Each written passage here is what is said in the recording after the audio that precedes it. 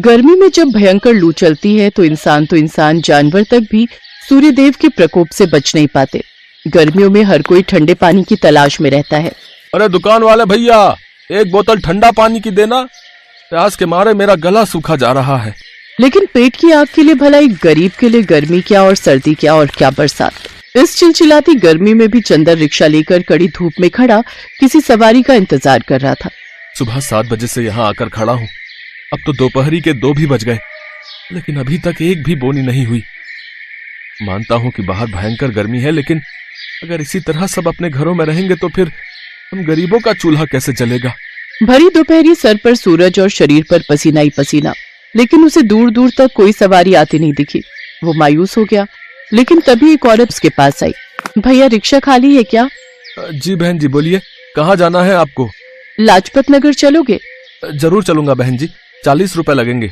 अरे पागल वागल हो क्या? 40 रुपए कौन लेता है? पैसे क्या पेट पर उगते हैं? बहन जी, आप तो जानती है ना, लाजपत नगर यहाँ से पूरे 4 किलोमीटर दूर है, तो इतने पैसे तो लगते हैं। ऊपर से इस गर्मी में इतनी दूर धूप में रिक्शा लेकर जाना। अगर इतनी धूप लग रही है तो घर पर बैठो, काम करने क्यों निकले हो? 20 रुपए से 1 रुपया ज्यादा नहीं दूंगी। चलना है तो चलो। चंदर आखिर बेचारा क्या करता, खाली हाथ घर लौटने से अच्छा था कि कुछ न कुछ कमा कर ही जाए। इसलिए वो चिलचिलाती धूप में रिक्शे को चलाए जा रहा था। उस सवारी को 20 रुपए में छोड़कर वो अब दूसरी सवारी की तलाश करने लगा, लेकिन उस दिन उसे कोई सवारी नहीं मिली और 20 रुपए लेकर ही वो घर पहुंचा, जहां उसने देखा कि उसकी बेटी बुखार से तप रही है। चीनू, चीनू बेटी, क्या हुआ तुझे? हे भगवान, इसे तो तेज बुखार है। वो जल्दी से उसे रिक्शे में लिटाकर अस्पताल ले गया, जहां डॉक्टरों ने उसका चेकअप करके उसे एडमिट कर लिया और चंदर से कहा, देखिए, आपकी बेटी को लू लग गई है और दस्त और उल्टी होने के कारण उसके शरीर में पानी की कमी हो गई है। हमने उसे दवाई दी है, लेकिन उससे कुछ ज्यादा असर नहीं दिख रहा। इसीलिए इस पर्चे पर कुछ इंजेक्शन और दवाइयां लिखी हैं, आप फौरन जाकर ले आइए। चंदर ने भागकर केमिस्ट की दुकान पर पर्ची ले जाकर दुकानदार को दी। दुकानदार ने उसे ऊपर से नीचे तक घूर कर देखा। पूरे 4000 की दवाइयां हैं। लेकिन मालिक, इतने पैसे तो नहीं है मेरे पास। मेरे पास तो केवल ये 20 रुपए ही हैं। अरे पागल हो क्या है? 4000 की दवाई के लिए 20 रुपए दे रहा है? न जाने कहां कहां से आ जाते हैं ये भिखारी। चल भाग यहां से। मैं आपकी पाई पाई लौटा दूंगा मालिक। मेरी बेटी बहुत बीमार है और उसे इन दवाइयों की बहुत जरूरत है। अरे तो मैं क्या करूं भाई? मैंने ठेका ले रखा है क्या तेरी बेटी को मुफ्त दवाइयां देने का? है? अरे जब तुम गरीब लोग बच्चे पाल नहीं सकते हो तो पैदा क्यों करते हो? है? बेचारा चंदर रोता हुआ वहां से चला गया। कड़ी धूप में वो रिक्शा लेकर चला जा रहा था। उसकी आंखों के सामने अपनी चीनू का चेहरा आ रहा था। केवल 2 साल की थी वो, जब एक गंभीर बीमारी के कारण उसकी माँ चल बसी थी। उस नन्ही सी चीनू में जान बसती थी चंदर की।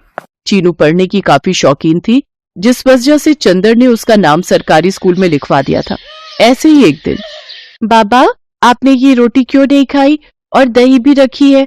सारा दिन धूप में इस भीषण गर्मी में रिक्शा चलाओगे और खाना नहीं खाओगे तो ताकत कैसे आएगी? अच्छा मेरी माँ, खाता हूँ। तूने खाया कि नहीं? मैंने तो खा लिया।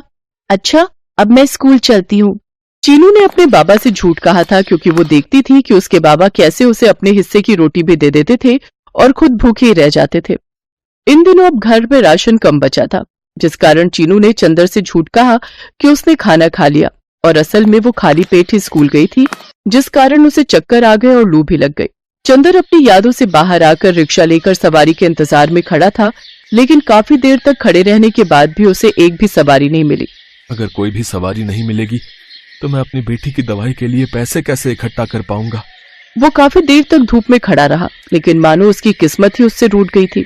वो वापस रिक्शा लिए अस्पताल जा रहा था, तभी उसकी नजर सड़क किनारे पड़ी स्कूल ड्रेस में खून से लथपथ एक बच्ची पर गई। शायद एक गाड़ी ने उसे टक्कर मार दी थी। हे भगवान, इस बच्ची को किसने टक्कर मार दी? मुझे इसे भी अस्पताल ले जाना होगा। वो उसे जल्दी से अस्पताल लेकर गया और उसे अस्पताल में एडमिट करवा दिया। तुम इसके क्या लगते हो? मैं इसका कोई नहीं लगता, लेकिन ये मेरी बेटी की ही तरह है। ये बच्ची मुझे लहूलुहान सड़क पर पड़ी मिली। डॉक्टर उस बच्ची को ऑपरेशन थिएटर में ले गए। चंदर को इस बच्ची के साथ साथ अपनी बेटी की भी टेंशन हो रही थी। तभी उसके पास सुबह वाला डॉक्टर चंदर के पास आया। अरे तुम वो दवाइयां और इंजेक्शन लाए हो? देखो तुम्हारी बेटी की हालत खराब होती जा रही है। तभी एक आदमी ने आकर वो दवाइयां डॉक्टर को दी। ये वही दुकानदार था जिसने सुबह चंदर को फटकारा था। आप तो वही दुकान वाले हैं ना साहब? मैं आपकी पाई पाई चुका दूंगा, सच में। अरे भाई, मुझे कोई पैसा नहीं चाहिए यार।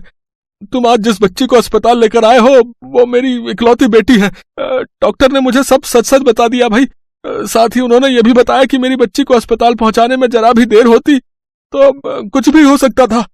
आज मैंने तुम्हारी कितनी बेइज्जती की भाई, लेकिन फिर भी देखो ना, तुमने क्या नहीं किया मेरे लिए, और ईश्वर ने देखो मुझे मेरे किए की कैसी सजा दी। आप फिक्र मत कीजिए साहब, ईश्वर दोनों बच्चियों को ठीक कर देगा।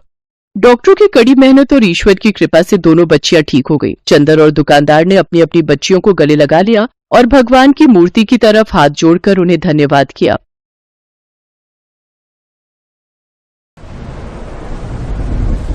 जी बीबी जी, अभी बहुत तेज बारिश हो रही है, सड़कों पर पानी भरा हुआ है। जैसे ही बारिश रुकेगी मैं आ जाऊंगी। 2 बूंद बारिश आती नहीं, तुम लोग बहाने ढूंढने लगते हो। अगर आधे घंटे में तुम काम पर नहीं आई तो कल से काम पर आने की कोई जरूरत नहीं है। मालकिन, मालकिन सुनिए तो। मालकिन, हेलो हेलो। अब क्या करूं? पिंकी के पापा भी घर पर नहीं है, मुझे इसे साथ ही काम पर ले जाना पड़ेगा। माँ, सड़क पर तो बहुत बारिश है, हम भीग जाएंगे। पिंकी बेटा, मैं तुझे घर पर अकेला छोड़कर नहीं जा सकती। एक काम कर, तू ये पन्नी ओढ़ ले, इससे तू गीली नहीं होगी। माँ, मेरी चप्पल पैर से उतर गई, पानी में बह गई।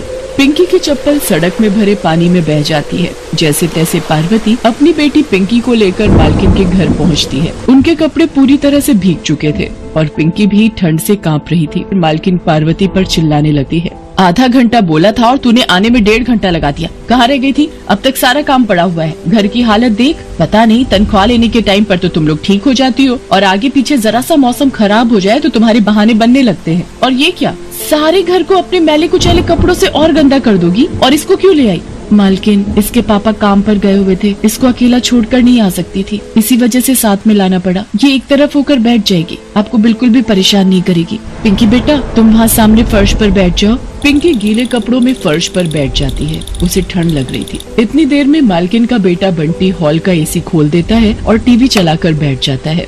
मम्मी, गरम गरम पनीर और आलू के पकौड़े खाने हैं। इस बारिश के मौसम में बहुत टेस्टी लगते हैं। बंटी बेटा, एसी बंद कर दो, देखो उस बच्ची को ठंड लग रही है। पापा, बहुत गर्मी है और मैं पकौड़े खा रहा हूँ तो मुझे और गर्मी लग रही है। कोई बात नहीं साहब। पिंकी बेटा, जाकर वहाँ गैलरी में बैठ जा। सुमन, आज इतनी तेज बारिश थी फिर भी तुमने पार्वती को जबरदस्ती काम से निकालने की धमकी देकर बुला लिया। ये गलत है सुमन, किसी के गरीब होने का इतना फायदा नहीं उठाना चाहिए।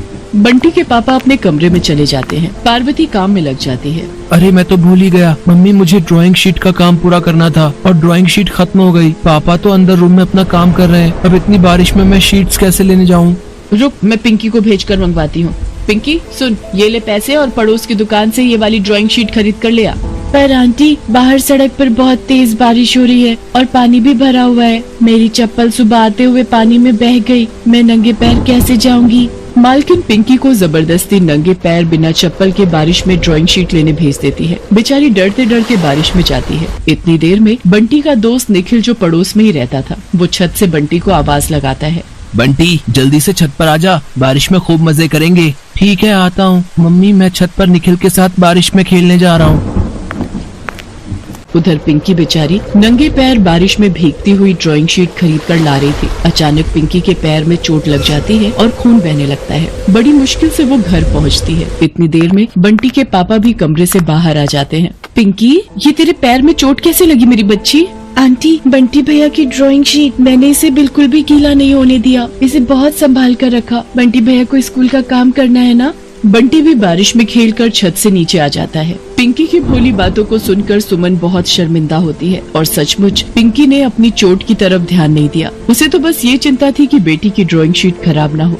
पार्वती, तुम रुको, मैं अभी फर्स्ट एड बॉक्स लेकर आती हूँ। सुमन पिंकी की चोट पर दवाई लगाकर पट्टी बांध देती है। पार्वती, रसोई में जाकर पिंकी के लिए 1 गिलास हल्दी वाला दूध गर्म करके ले आओ। ये ठंड से कांप रही है और इसे चोट में भी आराम मिलेगा। सुमन, पार्वती और पिंकी गरीब जरूर है पर मन से कितनी ईमानदार है, आज तुमने देखा। मालकिन, सारा काम हो गया है, अब मैं चलती हूँ। घर जाकर पिंकी थोड़ी देर आराम कर लेगी। पार्वती रुको, सुनो, आप पार्वती को और पिंकी को अपनी गाड़ी में घर तक छोड़ दो। पिंकी, तुम ये मेरी चप्पल पहन लो।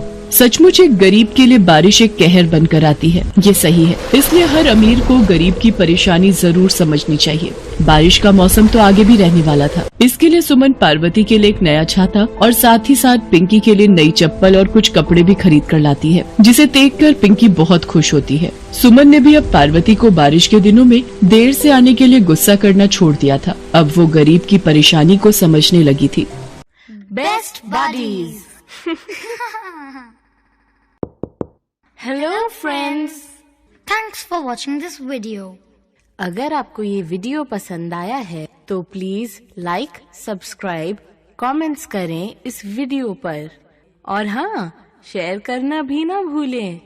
और भी मजेदार वीडियो देखने के लिए नीचे दिए गए बेल आइकॉन को दबाएं। देखते रहिए बेस्ट बडीज।